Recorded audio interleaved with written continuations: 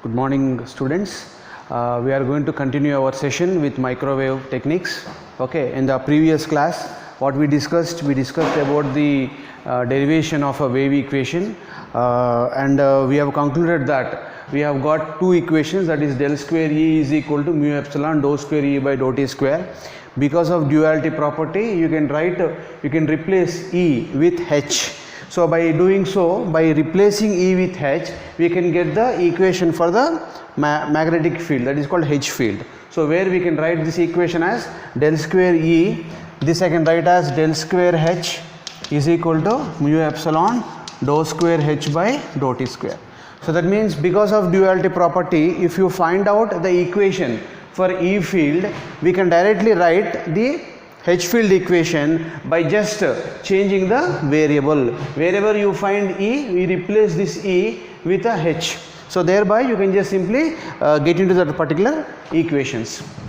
So these two equations we have got in the last class, and also we have concluded that the velocity, what is the velocity of the EM wave propagating in the free space? The EM wave is normally going to propagate with the velocity of light. So since the EM wave is going to get propagated with the velocity of light, what I can write this expression EM wave equation in the electric field or magnetic field, I can write this in terms of the velocity of the wave.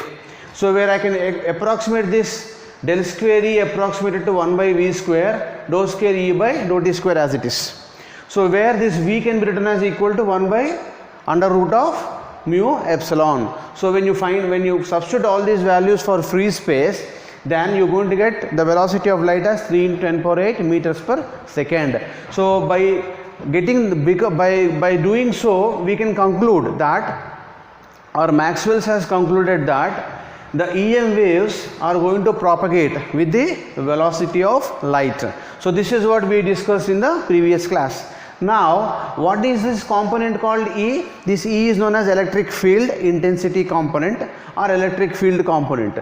Now based on the coordinate system that we are dealing, see, we will be dealing with a Cartesian coordinate system, spherical coordinate system or a cylindrical coordinate system. So whenever we deal with waveguides, all the waveguides are normally going to get dealt with a Cartesian coordinate system. What is Cartesian coordinate system? The x, y, z coordinate system is known as a Cartesian coordinate system. Now these coordinates are assumed to be there in the atmosphere, to be there in the free space. When the wave is projected or radiated in the free space, the wave is going to come from time domain into the spatial domain.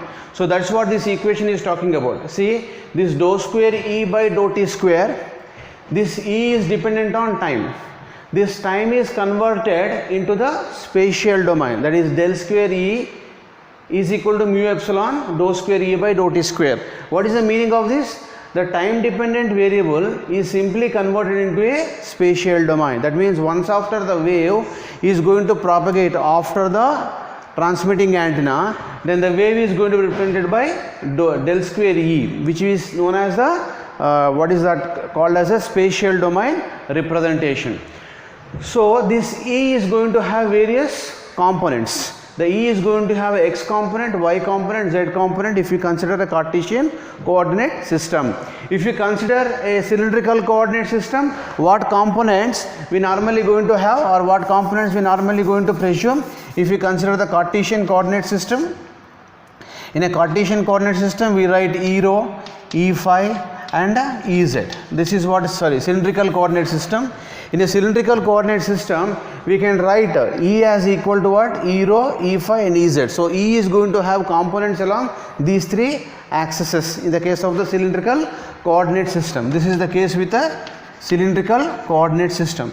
If you talk about a spherical coordinate system, what are the components you are going to have? So in the spherical coordinate system, we are going to have ER, E phi and E theta. All these are going to come in the spherical coordinate system. So that means here, based on the coordinate system of our interest, we have to get the equations in terms of these three coordinates. Okay. Now here we are dealing with a rectangular waveguide or a parallel plane conducting plates. So parallel conducting plates. So therefore these two are going to come under a rectangular coordinate system. Okay, therefore we go with a Cartesian coordinate and rectangular coordinate system to analyze this particular thing. Now in today's session we normally go with the first thing in the syllabus, that is what? The propagation of the EM waves through the parallel plate conductors.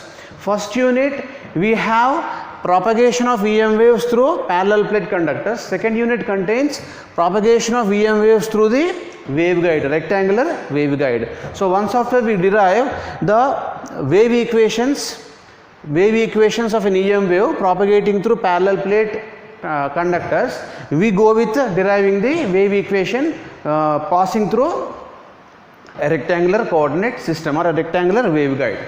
So rectangular waveguide is nothing but we apply the rectangular coordinate system. So here also for a parallel plate conductors also we are assuming a rectangular coordinate system. Now let us consider this coordinate system now. Now this coordinate system I am having x quadrant on the vertical side and y quadrant and z quadrant I have taken on the x axis. We need not say that always x quadrant means should be horizontal, y quadrant means should be vertical, z means perpendicular to that. It is up to us to consider the direction of propagation to represent on the paper. So now here I am considering x direction is like this and z is along this direction, y is going to be going in this particular direction. Now I am considering two parallel plate conductors. This is what one parallel plate conductor, this is another parallel plate conductor. Now how they have been simply placed over there? They are placed like this. This is one conductor like this and below this you are going to have one conductor. Now there is a space between these two or a distance between these two. The distance between the two conductors is nothing but equal to a. Okay, that means what? There is one sheet of conductor here on x is equal to 0 plane and there is another sheet of conductor on the x is equal to a plane. So x is equal to a plane which is actually parallel to the z axis. Okay, a plane you are going to have, and here on the y plane it is going to be almost all constant. So the waveform is normally going to have a uniform characteristics on the z axis, on the y axis. Now we normally going to arrange the system something like this. Now here what we will do now? Here the waveguide, this is not totally closed. Okay, so two parallel plate waveguides and they are extending towards z direction to infinity. It is going extended towards infinity z direction and the wave is injected, EM wave is injected from one side and this wave is going to get propagated to this particular parallel plate conductors by a process of reflection. So continuously the wave will come and they will project here and they are going to get reflected and they are going to get projected here, they are going to get reflected. So by the process of successive reflections the EM wave is going to get propagated to the other end, just like a water coming out of a pipe. So at one end we apply the EM wave, other end we normally going to get the actual resultant signal. Now we assume that the EM wave is propagating along the z direction. So the propagation of EM wave is along the z direction. Now here what is that we have to do here in this particular analysis? We have to determine the EM field configurations which are existing inside the parallel plate conductors. That means what are the EM field configurations which are going to exist, those configurations we have to find. That means we have to find out that whether the TE mode is going to exist, TM mode is going to exist, TEM mode is going to exist. These existences we have to find out by solving the Maxwell's equations. That means by considering some boundary conditions, we have to solve the Maxwell's equations to determine the field configurations which are existing inside the parallel plate conductors or inside the waveguide. So final thing is that we have to compulsorily solve the Maxwell's equations towards getting the components of the electric field. So if you are looking for getting the electric field components, you have to find out Ex, Ey and Ez. If you are looking for getting the magnetic field components, you have to find out Hx, Hy and Hz components. So like that you have to find out the components. Now here in this particular analysis we take two boundary conditions. What are the two boundary conditions? We assume that the tangential component of the electric field, so this is the electric field, the tangential component of the electric field is equal to 0 and also the normal component of the magnetic field is also equal to 0. What is the meaning of this? The tangential component of the electric field which is going through this particular waveguide is equal to 0 we have taken, and the normal component, normal means what? Perpendicular to the plane under consideration, is called normal component, which is coming out of the plane. So the normal component of the magnetic field is also taken as equal to 0. Now the electric field, magnetic fields are known as vectors under consideration. So we consider these two as the boundary conditions to evaluate the EM wave propagating through the parallel plate conductors, two parallel plate conductors. Now here we are going to start with the basic Maxwell's equations. We have got two Maxwell's equations. What is one? One is what? This del square E is equal to minus j omega B naught e power j omega t. Now how did I got this? This del square E is equal to minus dou B by dou t. Now we have to compulsorily remember these two formulas. Why we have to remember del cross E formula and you have to remember del cross H formula? Because they are going to give us the conclusions. What are the conclusions that we are going to have? The conclusions are going to be the electric field is going to get generated or induced by a changing magnetic field, and a magnetic field, a changing electric field is going to produce a magnetic field. That means continuously when the VM wave is propagating to the free space, a changing electric field is going to produce a magnetic field, and a changing magnetic field is going to produce electric field. These two fields are going to exchange their energies mutually. Okay, by doing so the wave is simply going to get propagated in the free space or into the waveguide under consideration or a parallel plate conductors. So since that is what actually the concept we have, so that concept has been simply fulfilled by the Maxwell's equations. So therefore you have to compulsorily remember these two equations. These two equations are the starting equations that you have to remember compulsorily. If you don't remember these two equations, we cannot really solve any one of the equation which is there in the first two units. So compulsorily you have to solve the equations. You have to compulsorily remember the two Maxwell's equations which are there in the differential form. Once after you remember the two Maxwell's equations, you should know the steps of deriving into the solution towards Maxwell's equations. So you have to practice these steps. If you practice these steps, it is going to be very easy for us in the examination point of view. So because in the examination directly a question will be given. Simply find out the electric field or magnetic field TM or TE mode equations propagating through a parallel plate conductors or propagating through a rectangular waveguide. So that means when the question is given for 10 marks, you have to derive all that particular equation in the examination. So for derivation purpose, you have to know the sequence of steps systematically. So sequence of steps means what? What is the first point where we start? We start with the boundary conditions. So once we set the boundary conditions, then next we start with the two Maxwell's equations. First Maxwell equation is what? Del cross E is equal to dou B by dou t. Okay, now with this what is B? B is, now here time varying means what? We have to add, we have to multiply this B naught with e power j omega t, we multiply it, and finally we will be getting this equation as minus j mu h. So this equation is going to be, let us say, equation 1. Second equation, del cross H is equal to J plus JD. Okay, so this J is nothing but equal to sigma E plus dou D by dou T. What is D?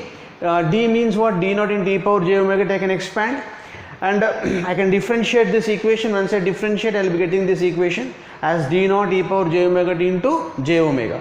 So after I get this, what is D naught? D naught is equal to epsilon into E naught. I can substitute this and j omega into this factor. So already E naught into this j omega, E naught into e power j omega t is nothing but E. So j omega remains as it is. Finally I will be getting this equation.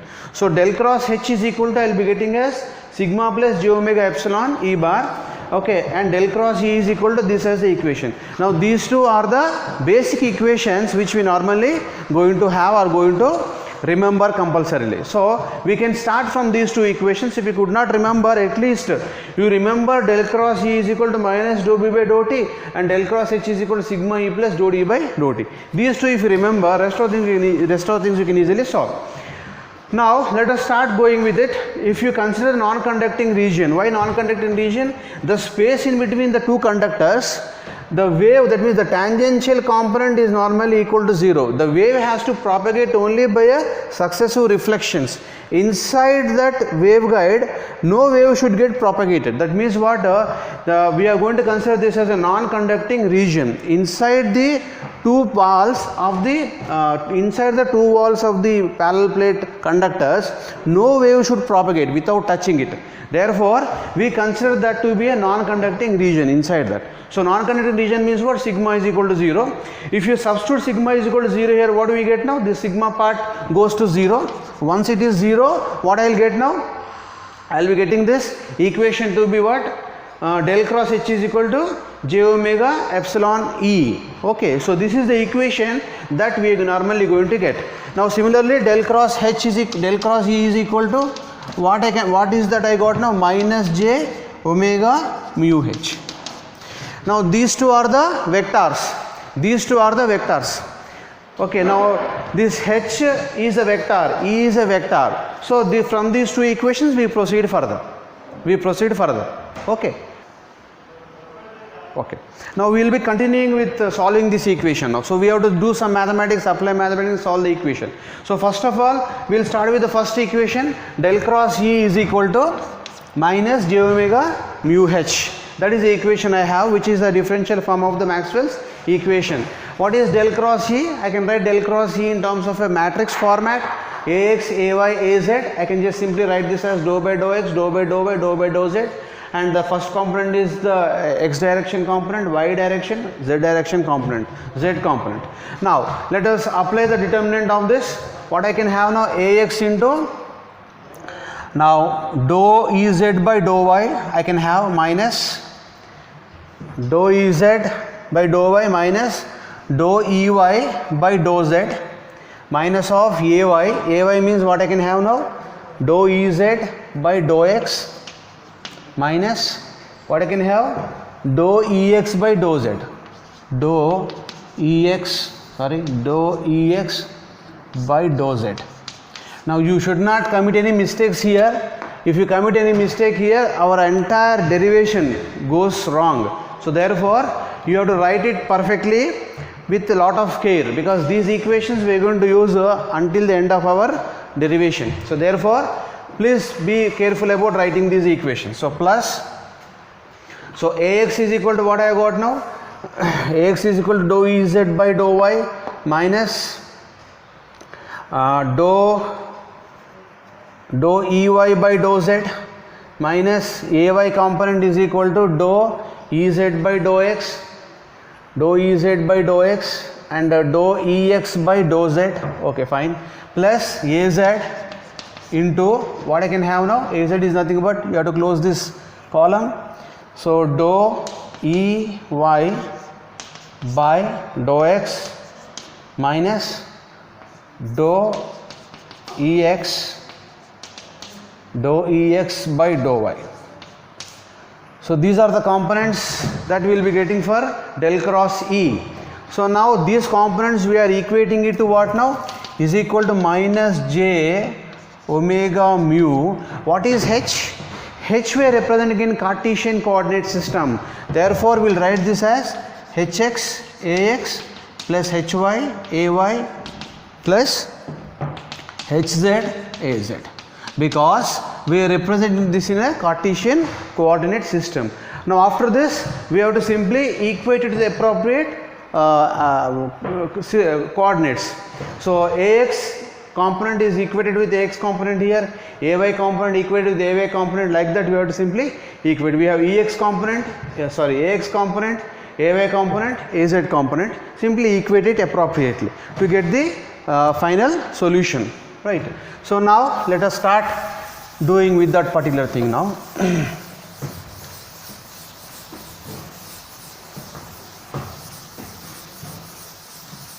Okay.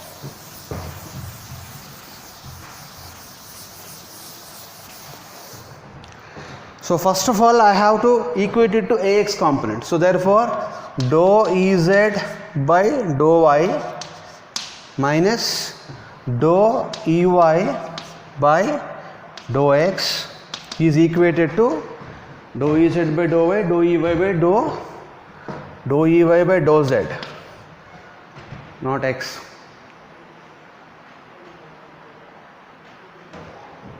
Yeah. So is equated to minus j omega mu hx. So this forms to be one equation for us.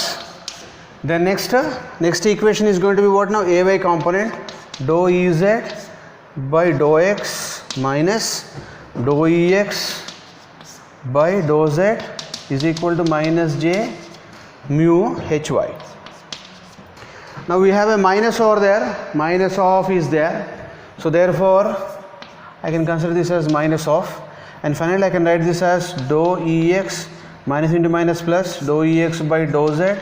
This is going to be minus dou Ez by dou x is equal to minus j omega mu hy. This is going to be second equation, this is going to be first equation. Then finally Az component, what is Az component? Dou Ey by dou x minus dou Ex by dou y is equal to minus j omega mu hz. So now I have got the expressions for the magnetic field in terms of x, y and z quadrants. So after I get this x, y, z quadrants, finally what I should do now? I have to find out the components. I have to find out the various components like electric field component along x direction, y direction, z direction, and magnetic field component along x, y, z directions. Now here, in order to calculate that, once again what we are going to do now? We simply going to calculate or find out the solutions of the Maxwell's equations along x, y, z directions for a time varying field.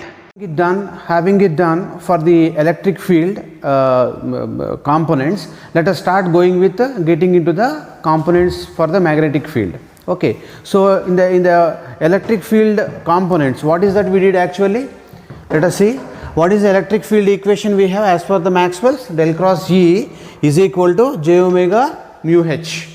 Okay, so this is the basic equation we have. From this equation, by converting this into a matrix format, what we got? We got these three equations. So these three equations, one equation is for Ax direction, Ay direction, Az direction. So along three coordinate systems, these three are the three wave equations, is equal to minus j omega mu hx, hy, hz. This resembles that they are along the x direction, magnetic field along x direction, magnetic field along y direction, magnetic field along the z direction. So after we got these three equations, let us go with getting the equation for the magnetic field. Now what is for my equation for magnetic field? Del cross H is equal to sigma plus j omega epsilon E. This is the second Maxwell's equations. Now we are considering the non-conducting region. So between the parallel plates of between the parallel conducting plates, we are going to have a non-conducting region. So because of that, sigma becomes equal to 0. So once sigma is 0, what is the equation we get now? Del cross H is equal to j omega epsilon E. So this is the equation we get.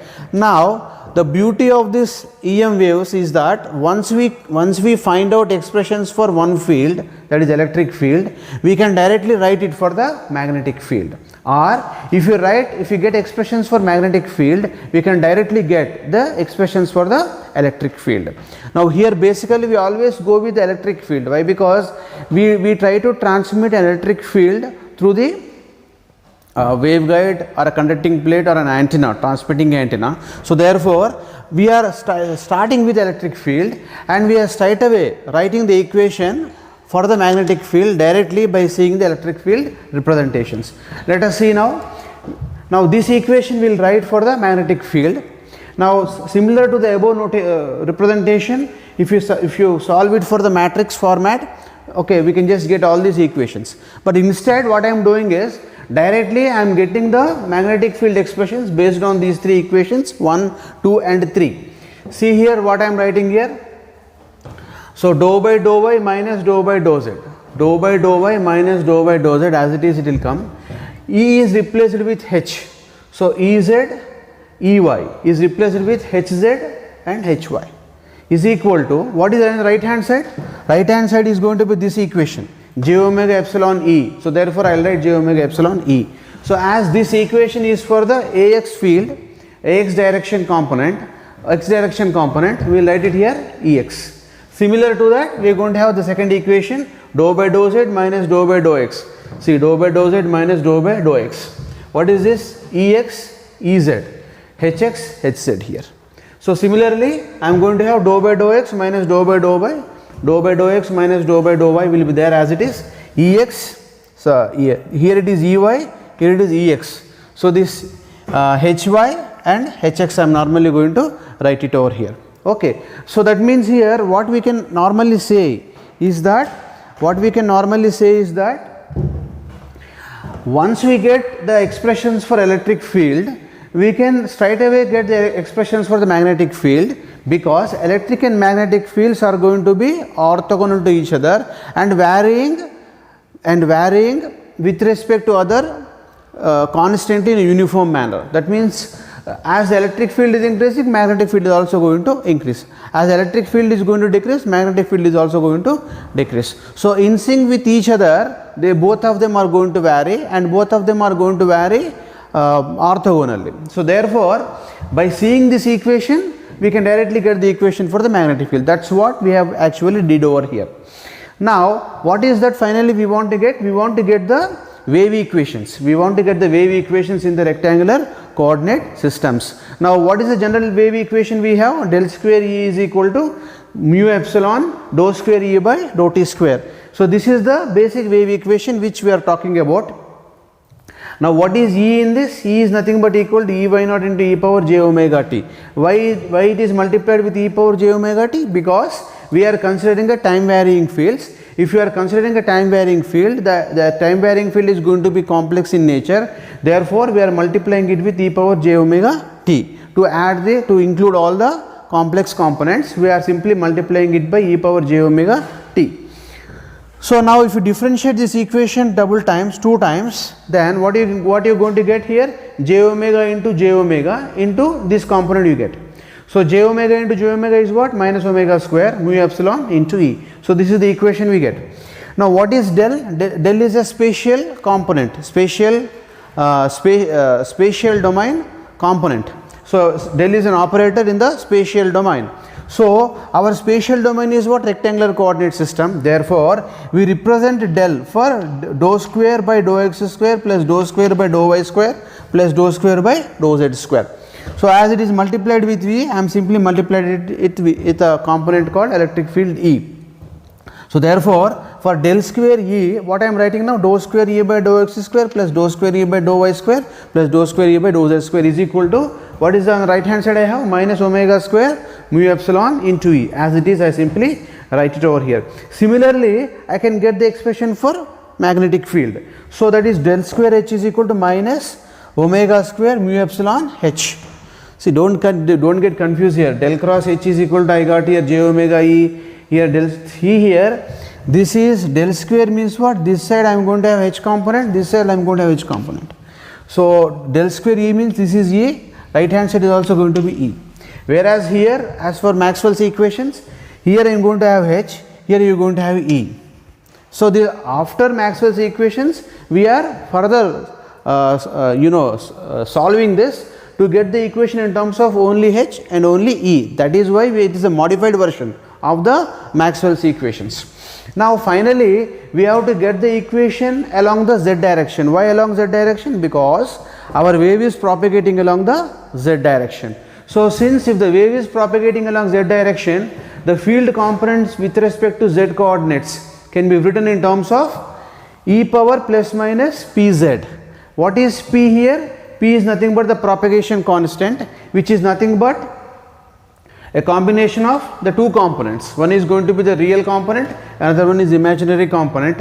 What is alpha here? Alpha is nothing but the attenuation constant, beta is known as the phase constant, where p is known as the propagation constant. When the wave is propagating in the free space or in any medium, so definitely some attenuation is going to be there for the wave. That attenuation we are representing by some attenuation constant, because we are talking about a distributed system, not a lumped system. So we normally going to have a attenuation constant over a period of region. That means, say we take 1 meter distance, in 1 meter how much is the attenuation, okay, and in 1 meter how much is the phase change.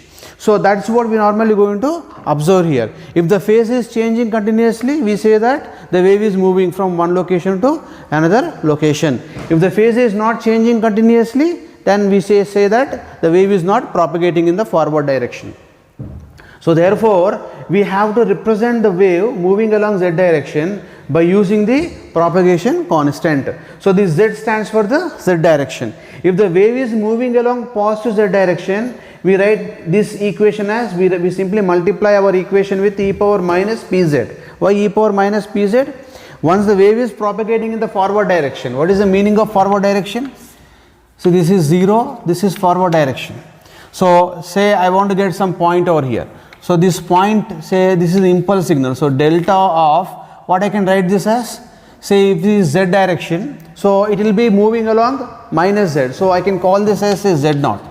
So I can call this as z minus z naught. So that means a delayed signal we normally going to get at every point of time with respect to 0. If you want to write the expression for this, then it will be z plus z.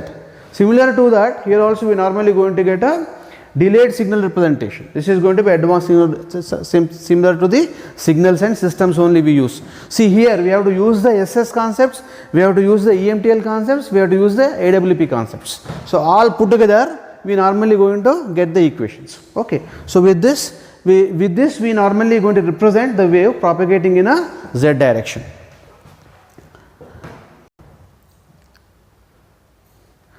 So now, after we understand that the wave is propagating along z direction, and we represent a wave which is propagating along z direction by what? By e power minus pz, where p is taken as a propagation constant. So already I just discussed gamma is known as the propagation constant. Why I have not taken gamma here? Because this equation is coming in between the general solution of the wave. So that is why I have taken p for the propagation constant, because it will be confusing for us. So gamma is the propagation constant of the final wave. So that is why I have taken here as p as a dummy variable. Okay. Now further, the field components can be expressed with respect to z coordinates as, now here what are the fields we have? Because our system is Cartesian coordinate system. So therefore we have electric field along x direction, y direction and z direction. Similarly, you are going to have magnetic field along x direction, y direction and z direction. So now this electric field, we have to find out, if it is propagating along z direction, we multiply it by e power minus pz. Similarly, the electric field component along y direction propagating in the z direction. So y component of E field propagating along z direction means I have to multiply it by e power pz. Similarly for z component, same thing is repeated for the H field. See, H field means we repeat H field, that's it. Whatever is there on the E field, we repeat it for the H field. Now we have to solve the equations. We have got 6 equations. 1, 2, 3, 4 and 5, 6. And all those 6 equations we have to solve. We have to solve to get the field components of the E and H fields. So to solve these field components, we have to make some assumptions. What is the assumption we are making? Here we assume the field components to be uniform or constant along the y axis. We have x axis, y axis, z axis. The wave is propagating along z axis, and all the field components along y axis are changing uniformly. If anything is changing uniformly, what I am going to have, differentiation of that uniform thing is 0. Therefore, any expression with respect to dou y, the differentiation with respect to y is made equal to 0. Because of this particular assumption only, we normally going to proceed further. Now why we have to make assumptions in the engineering field? Every faculty will say that assume this, assume that. Why you have to make assumptions? The simple answer is, in order to make the system, or in order to make the system easy, or to solve the problem very simply, very easily, we normally going to make this. That means in order to make the equation simple, we are going to make the assumptions. Otherwise, the equations becomes very complex and we reach into a situation where we cannot really solve that equation. So therefore, in order to make the equation simple, in order to make the conclusion simple, we make the assumptions, right? So that's why we making the assumptions, and because of these assumptions, we normally eliminate anything with respect to dou y is eliminated to 0. Now in the next class, what we do is we substitute all these things, okay, to get the equations for Ex, Ey, Ez components, and once we get these three equations, we can directly write for Hx, Hy and Hz. Okay, thank you very much for today's class.